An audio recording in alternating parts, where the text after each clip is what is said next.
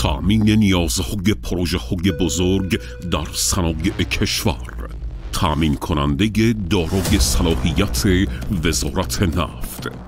اشراف به مسائل فنی،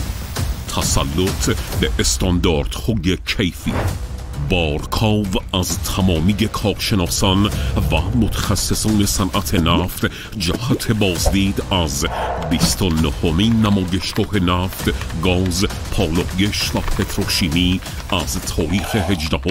الی 21 اردیبهشت ماه در محل دائمی نمایشگاه‌های بین‌المللی تهران، سالن 5، غرفه 509 دعوت به عمل می‌آورد.